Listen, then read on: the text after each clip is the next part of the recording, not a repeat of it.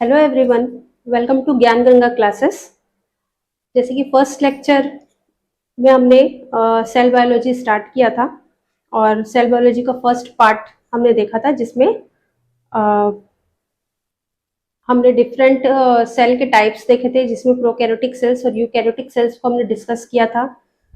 उसको हम थोड़ा सा ओवरव्यू देख लेते हैं, रिवाइज कर लेते हैं, उसके बाद हम आगे कंटिन्यू करेंगे। ठीक है, ठीक है। फर्स्ट हमने डिस्कवरी देखी थी सेल की, कि सेल को फर्स्ट टाइम किसने डिस्कवर किया था, तो रॉबर्ट हुक ने सन 1665 में। मैं थोड़ा सा आपको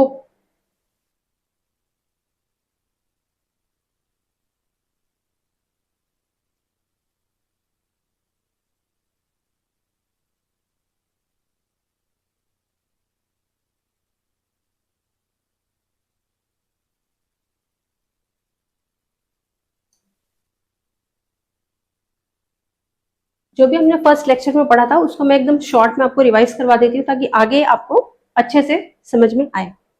ठीक है, सबसे पहले हमने देखा था कि जो सेल है उसकी डिस्कवरी किसने की थी, रॉबर्ट हुक ने की थी। ठीक है, तो रॉबर्ट हुक,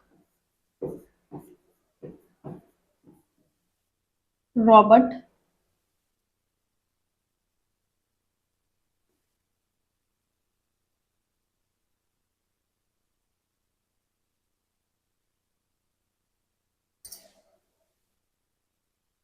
एक्चुअली मैं स्मार्ट बोर्ड से भी थोड़ा यूज टू नहीं हूँ, इसीलिए अगर दिक्कत होगा तो सॉरी। ठीक है, सबसे फर्स्ट हम देखते हैं रॉबर्ट हुक।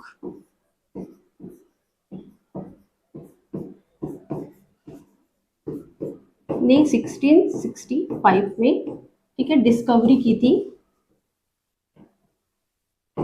सेल की। ठीक है, जो कि कॉर्क सेल था, डेड सेल था। इसके बाद हम देखते हैं कि ल्यूवेनहॉक, ल्यूवेनहॉक, ठीक है, इन्होंने लिविंग सेल की डिस्कवरी की थी। ठीक है, लिविंग सेल की डिस्कवरी की ल्यूवेनहॉक ने। उन्होंने जितने भी सेल्स देखे, उनको नए नए सेल्स माइक्रोस्कोप में देखने का बहुत इंटरेस्ट था उनको, तो उन्होंने बहुत सारे स्पर्म सेल्स और डिफरेंट टाइप ऑफ सेल्स, जिसको उन्होंने एनिमल क्यूल्स कहा था। ठीक है, तो बहुत सारे सेल्स को उन्होंने माइक्रोस्कोप में देखा, क्योंकि वो एक ऐसा समय था जब इलेक्ट्रॉन माइक्रोस्कोप जो था वो बहुत ज्यादा अपने आप को समय के साथ अपग्रेड किया जा रहा था उसको, जिससे बहुत सारे सेल्स को मैग्नीफाई करके देखा जाना पॉसिबल हो सका, और उसमें एक बहुत बड़ा कॉन्ट्रीब्यूशन लीवेनहॉक का भी था। ठीक है, इसलिए उनको फादर ऑफ माइक्रोस्कोपी भी कहा जाता है, ये देखा था हमने। ठीक है, तो इलेक्ट्रॉन माइक्रोस्कोप की खोज किसने की थी, आप कमेंट में बताइएगा। ठीक है, लास्ट क्लास में मैंने आपको बताया था कि who discover the electron microscope. ठीक है, देन हमने देखा था कि सेल थ्योरी, ठीक है, 3 साइंटिस्ट ने दिया था, श्लिडेन, श्वान, और बाद में अपने पोस्टुलेट को ऐड करते हुए रुडोल्फ विर्चो ने एक पोस्टुलेट उसमें ऐड किया था। ठीक है, तो सेल थ्योरी क्या बोलती है कि जितने भी ऑर्गेनिजम्स है, चाहे वो प्लांट्स हो चाहे वो एनिमल्स हो, वो सभी किसके बने हुए होते हैं, सेल्स के बने हुए होते हैं। ठीक है, और रुडोल्फ विर्चो ने कहा कि जो ये सेल्स हैं ये कहाँ से बन रहे हैं, कहाँ से अराइज हो रहे हैं, तो ये पुराने सेल्स से ही डिवीजन के थ्रू नए सेल्स अराइज हो रहे हैं। ठीक है, जिसको उन्होंने ओमिनिस सेलुला ई सेलुला कहा था। ठीक है, सेल के बारे में, सेल की डिस्कवरी को रॉबर्ट हुक ने अपनी कौन सी बुक में डिस्कवर किया था, ये पूछा जाता है एग्जाम में, तो आपको याद रखना है माइक्रोग्राफिया उस बुक का नाम था। ठीक है, इसके बाद हमने देखा था कि सेल्स मेनली 2 टाइप्स के होते हैं, यूनिसेलुलर और मल्टी सेलुलर। नाम में ही है, यूनि मीन्स एक, मल्टी मीन्स बहुत सारे। ठीक है, यूनि मीन्स एक, ऐसा ऑर्गेनिजम्स जिनकी पूरी बॉडी एक ही सेल की बनी हुई होती है। For example bacteria cell prokaryotic cell है। ठीक है, बैक्टीरिया सेल एक ही सेल की उनकी पूरी बॉडी बनी हुई होती है, और उस एक सेल में ही वो अपने सारे बॉडी फंक्शंस को, सारे बायोलॉजिकल प्रोसेस को परफॉर्म करता है, चाहे वो डाइजेशन हो, चाहे वो रेस्पिरेशन हो, चाहे वो एक्सक्रीशन हो, वॉट जो भी रिप्रोडक्शन हो। ठीक है, जो भी प्रोसेस है वो उस एक सेल में कैरी आउट कराते हैं। ठीक है, तो ये क्या कहलाता है, यूनिसेलुलर ऑर्गेनिजम्स। बट जो प्लांट्स है, फंगी है, ठीक है, एनिमल्स है, ये सब क्या मल्टी सेलुलर ऑर्गेनिजम्स है, इनकी body multiple type of cells से मिलकर के बनी होती है। ठीक है, तो क्योंकि एक सेल भी कैपेबल है खुद में एक लाइफ को क्रिएट करने के लिए, सारे बायोलॉजिकल प्रोसेस को कैरी आउट कराने के लिए, इसीलिए हम सेल को structural and functional unit of life भी कहते हैं। ठीक है, इसके बाद हम मल्टीसेलुलर ऑर्गेनिजम्स देखें तो एनिमल्स है, प्लांट्स है, फंगी है, ठीक है। इनकी बॉडी कॉम्प्लेक्स होती है और डिफरेंट डिफरेंट फंक्शंस को करने के लिए अलग अलग ऑर्गेनेलिज इनमें प्रेजेंट होते हैं, ठीक है। इसके बाद हमने different type of cell organelles देखे थे, ठीक है, जिसमें हमने सेल मेम्ब्रेन और सेल वॉल को कवर किया था, ठीक है। तो आगे के सेल ऑर्गेनेली को आज हम देखेंगे। देखिए बहुत से ऐसे टॉपिक्स हैं जिनको मैं बहुत ज्यादा डीप में अभी नहीं बता रही हूँ, क्योंकि जब हम फोटोसिंथेसिस पढ़ेंगे या रेस्पिरेशन पढ़ेंगे तो उन ऑर्गेनेलिज को आपको बहुत ज्यादा डिटेल में पढ़ना ही पड़ेगा, ठीक है। तो अभी हमारे लिए इंपॉर्टेंट है कि हम सारे ऑर्गेनेल्स के स्ट्रक्चर्स और उनके फंक्शंस को देखें और इस चैप्टर से क्या क्या क्वेश्चंस बनते हैं ये आपको मैं साथ साथ में बताते जा रही हूँ। आज मैं कोशिश करूंगी कि ये लेक्चर कंप्लीट हो जाए, ठीक है। अगर आज ये लेक्चर कंप्लीट हो जाता है, सारे सेल ऑर्गेनेलिज कवर हो जाते हैं, तो नेक्स्ट लेक्चर में मैं एमसीक्यू लेकर के आने वाली हूँ सेल चैप्टर का, ठीक है। आप इस एमसीक्यू को जरूर देखिएगा, क्योंकि इसमें मैं 2-3 बुक्स के एमसीक्यूज खुद से प्रिपेयर किया है। मैंने बहुत सारे क्वेश्चंस लिए हैं, नेट से भी लिए हैं, कुछ मैंने फिंगर टिप एमटीजी की जो बुक होती है, कुछ एलन की बुक से, कुछ रिफ्रेशर से, कुछ एनसीईआरटी की बुक से, ऐसे मैंने बहुत सारे एमसीक्यूज मिक्सअप किए हैं, ठीक है। जो क्वेश्चंस अच्छे अच्छे क्वेश्चंस में लेकर के आपके लिए आने वाली हूँ थर्ड लेक्चर में, जिससे आपको एक कॉन्फिडेंस बिल्डअप होगा कि इस चैप्टर से किस टाइप के क्वेश्चंस जो है वो चाहे सीजी सेट हो, चाहे पीजीटी बायोलॉजी का जो भी अभी शिक्षक भर्ती का एग्जाम होने वाला है उसमें भी आपको ये बहुत हेल्प करेगा, ठीक है। तो आगे हम कंटिन्यू करते हैं।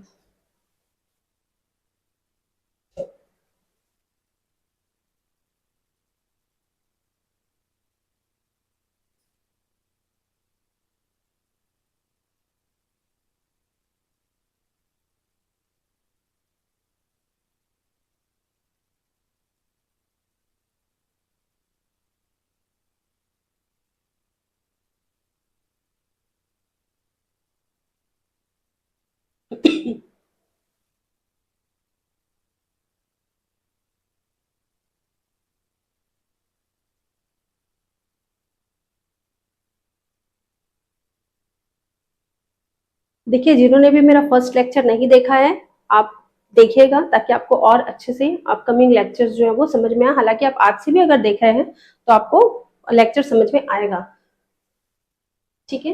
तो सेल ऑर्गेनेलिज, देखिए ये चीज मैंने फिर से एक बार लिखा है ऑर्गेनाइज करके, क्योंकि यहाँ से क्वेश्चंस बनते ही बनते हैं और हमको ऐसा लगता है कि हमको अच्छे से ये चीज माइंड में है, लेकिन जब एग्जाम में वो क्वेश्चन घुमा के पूछा जाता है तो कहीं ना कहीं कंफ्यूजन क्रिएट होता है, ठीक है।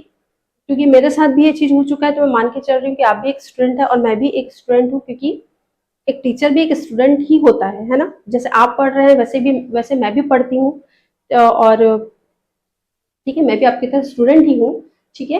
तो दिक्कत जब हम पढ़ते हैं तो हमको लगता है इजी है सब कुछ, लेकिन जब वही क्वेश्चंस एग्जाम में आते हैं तो कहीं ना कहीं हम कंफ्यूज हो जाते हैं। 4 ऑप्शंस में से एक ऑप्शन को जब हमको पिक करना रहता है तो वहां पर हम थोड़े से कंफ्यूज हो जाते हैं, ठीक है। तो इसके लिए रिविजन बहुत इंपॉर्टेंट है। आप सिंपल से सिंपल टॉपिक को भी आप रिवाइज कीजिए, क्योंकि वही स्कोरिंग होते हैं, ठीक है।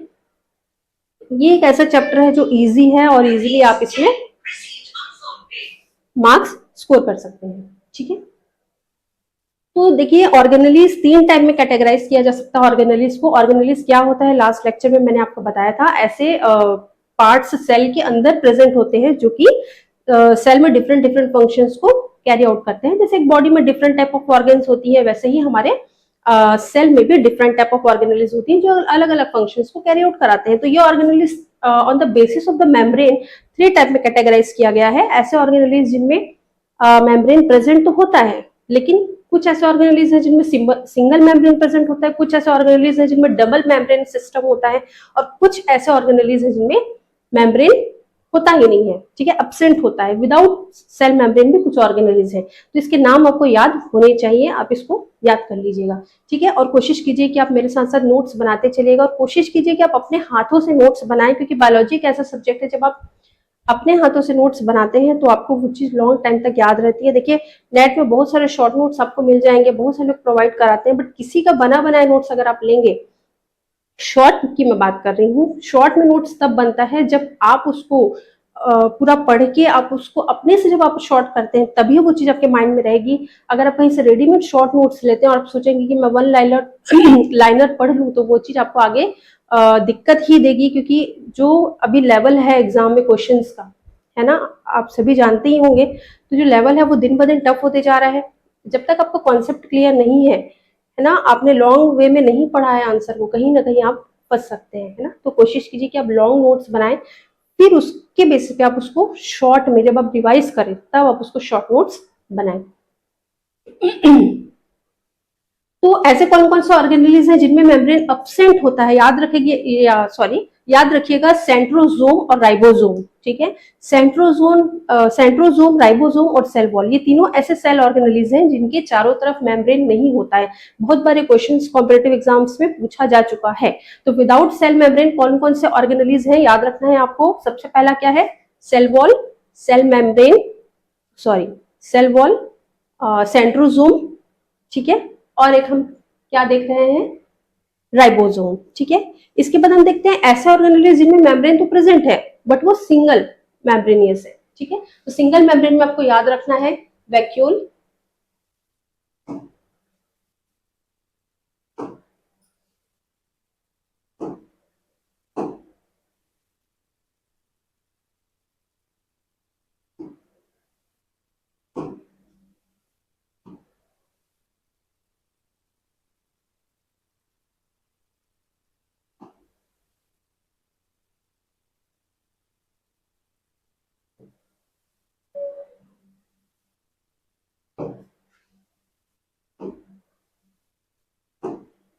सिंगल मेम्ब्रेन में आपको क्या याद रखना है, वी से वैक्यूल, वी से वेसिकल, ठीक है।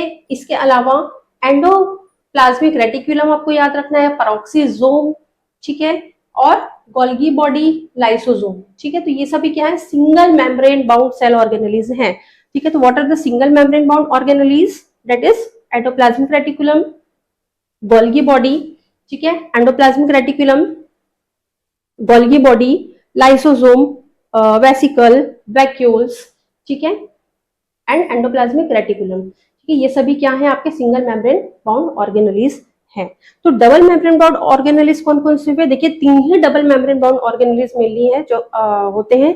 ये है क्लोरोप्लास्ट, न्यूक्लियस और माइटोकॉन्ड्रिया, ठीक है। देखिए माइटोकॉन्ड्रिया और क्लोरोप्लास्ट दोनों ही बहुत सारी प्रॉपर्टीज में सिमिलर होते हैं, ठीक है। दोनों ही डबल मेम्ब्रेन स्ट्रक्चर होते हैं और न्यूक्लियस भी डबल मेम्ब्रेन स्ट्रक्चर होता है, ठीक है। तो nucleus, mitochondria and chloroplast, this three are the double membranous structure, ठीक है। आई होप ये चीज मैंने पिछले लेक्चर में भी आपको बताया था, बट मैं आज भी आपको एक बार मैंने बता दिया क्योंकि कहीं ना कहीं यहाँ से क्वेश्चंस आते ही हैं, ठीक है।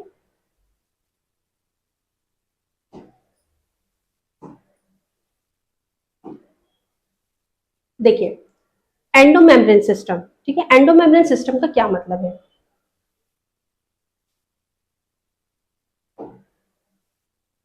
जब हम बात करते हैं सेल की, और जनरली हम बात करते हैं यूकैरियोटिक सेल की, ठीक है। मान लो मैंने कोई यूकैरियोटिक सेल लिया, ठीक है। इस यूकैरियोटिक सेल में जनरली हम देखते हैं कि अगर एनिमल सेल की बात हो, क्योंकि प्लांट सेल में तो सेंटर में ही वैक्यूल ही पूरे एरिया को कवर कर लेता है जनरली, क्योंकि प्लांट्स में वैक्यूल लार्ज साइज का होता है। बट अगर एनिमल सेल्स की मैं बात करती हूँ तो सेंटर में हम देखते हैं न्यूक्लियस होता है, ठीक है। ये न्यूक्लियस भी हमारा कंप्लीटली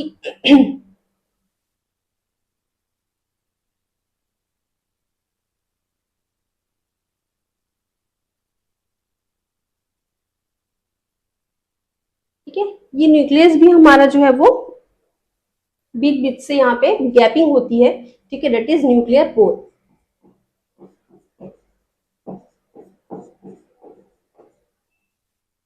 ओके। इस न्यूक्लियस के अंदर एक और छोटा सा न्यूक्लियस लाइक स्ट्रक्चर होता है, दैट इज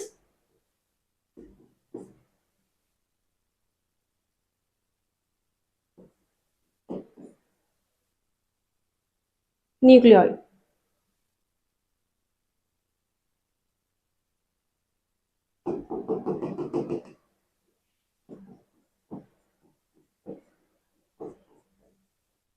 ये जो मैट्रिक्स है दैट इज न्यूक्लियोप्लाज्म, ठीक है। जेनेटिक मटेरियल हमारे यहाँ पर होता है, ठीक है।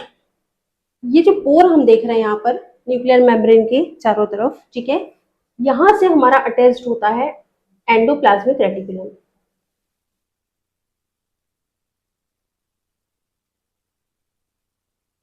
इस तरीके से, ठीक है।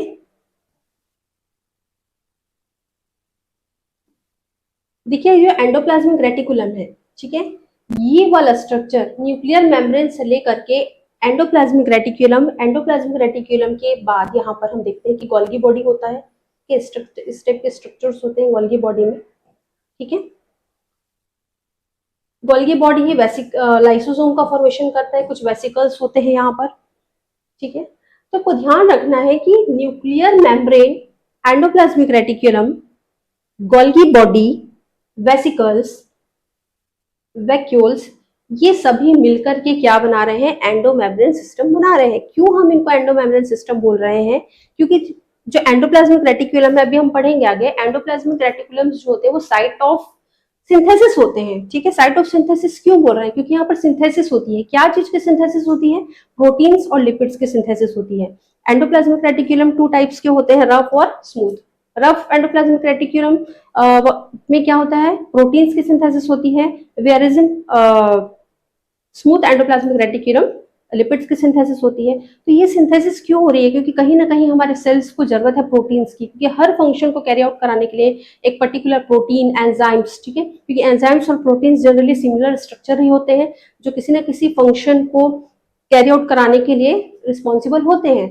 तो ये सारे प्रोटीन्स कहाँ फॉर्म हो रहे हैं, एंडोप्लाज्मिक रेटिकुलम में फॉर्म हो रहे हैं, क्योंकि यहाँ पर राइबोसोम प्रेजेंट होते हैं, and the ribosomes are the protein factory, ठीक है। तो जो भी प्रोटीन्स या लिपिड्स यहाँ पर सिंथेसाइज होंगे, ठीक है, ये डायरेक्टली तो अदर सेल में नहीं जाएंगी, जहां पर भी इनकी जरूरत है, जहां पर भी इनको ट्रांसपोर्ट होना है इन प्रोटीन्स को, ये डायरेक्टली यहाँ से ट्रांसपोर्ट नहीं होते हैं, इसका एक प्रोसेस है।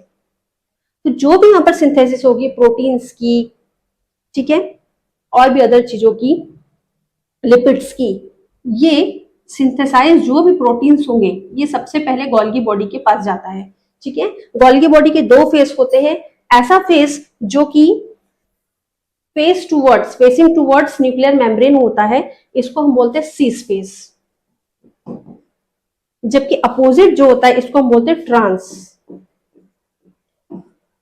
तो सिस फेस में एंट्री होती है जो भी लिपिड और प्रोटीन्स की सिंथेसिस करता है, कौन, जो भी प्रोटीन्स और लिपिड्स की सिंथेसिस कर रहा है एंडोप्लाज्मिक रेटिकुलम, ये सबसे पहले सिस फेस के थ्रू वेसिकल्स यहाँ पर होते हैं, ठीक है, जो कि लेकर के जाते हैं उस प्रोटीन्स को। गोल्गी बॉडी का फंक्शन क्या है, वो ये जितने भी प्रोटीन्स या लिपिड्स है उनकी पैकेजिंग करता है। जैसे हमको कोई सामान कहीं ट्रांसपोर्ट करना होता है तो हम उसको ऐसे ही खुला हम उनको ट्रांसपोर्ट करते हैं क्या, नहीं, हम उनकी प्रॉपर पैकेजिंग करते हैं, बॉक्स में पैक करते हैं, फिर उसको टेप लगाते हैं ताकि वो कहीं सामान हमारा नुकसान ना हो। सेम वही प्रोसेस, वही काम यहाँ पर पैकेजिंग का जो काम है प्रॉपर चीजों का, वहां पर यहाँ पर गोल्गी बॉडी करता है, ताकि फर्दर जब वो प्रोटीन लिपिड्स की ट्रांसपोर्ट हो, किसी अदर सेल में हो या उसी सेल में कहीं अलग जगह में उसको ट्रांसपोर्ट होना हो, तो ये काम गोल्गी बॉडी करता है, ठीक है। यहाँ से पैकेजिंग के थ्रू जो भी प्रोटीन या लिपिड्स हैं वो वेसिकल्स के थ्रू, सिक्रेटरी वेसिकल्स होते हैं यहाँ पर, और ये सिक्रेटरी वेसिकल्स फिर इनको टारगेट जहां पर भी इनको ट्रांसपोर्ट होना है वहां तक वो लेकर के जाते हैं थ्रू द वेसिकल्स, ठीक है। तो ये पूरा जो एक सिस्टम बना हुआ है, ठीक है, न्यूक्लियर मेम्ब्रेन से लेकर के वैक्यूल वेसिकल्स तक, ठीक है, ये पूरा फंक्शन, ये पूरा सिस्टम को ही हम एंडोमेम्ब्रेन सिस्टम होते हैं, ठीक है। तो यहाँ से भी क्वेश्चंस आपके बन सकते हैं कि एंडोमेम्ब्रेन सिस्टम में कौन कौन से सेल ऑर्गेनेलीज आते हैं। तो आपको इस चीज को ध्यान रखना है कि एंडोमेम्ब्रेन सिस्टम में आपका न्यूक्लियर एनवलप से लेकर के, इसलिए मैंने ये स्ट्रक्चर बनाया कि न्यूक्लियर एनवलप से जस्ट निकला होता है आपका एंडोप्लाज्मिक रेटिकुलम, एंडोप्लाज्मिक रेटिकुलम के सामने होता है आपका गोल्गी बॉडी, और गोल्गी बॉडी से निकलते हैं ट्रांसपोर्ट सामान को लेकर के या प्रोटीन्स या लिपिड्स को लेकर के कौन निकलते हैं, सिक्रेटरी वेसिकल्स निकलते हैं। तो vacuole, vesicles, nuclear membrane, endoplasmic reticulum and Golgi body, ये सभी मिलकर के हमारा एंडोमेम्ब्रेन सिस्टम को फॉर्म करते हैं। ये चीज आपको ध्यान होना चाहिए। बहुत से बच्चों को ये तो पता रहता है एंडोप्लाज्मिक रेटिकुलम, गोल्गी बॉडी आता है, बट कहीं ना कहीं वेसिकल, वैक्यूल और न्यूक्लियर एनवलप, इसमें बच्चे कंफ्यूज हो जाते हैं। तो आपको याद रखना है कि एंडोमेम्ब्रेन सिस्टम में nuclear envelope, lysosome, vesicle, vacuole और गोल्गी एपरेटस और ईआरई सभी आते हैं। इतना नाम आपको याद होना चाहिए, ठीक है। आई होप यहाँ तक आपको समझ में आया होगा, ठीक है। अगर आपको कोई भी डाउट है या मेरा पढ़ाने का तरीके में आपको कुछ इम्प्रूवमेंट की जरूरत लगती है, आप बिल्कुल मुझे कमेंट कर सकते हैं, ठीक है। आपका कमेंट मेरे लिए बहुत हेल्पफुल होगा और जितना हो सके मैं अपने लेक्चर को इम्प्रूव करने की कोशिश करूंगी, ओके।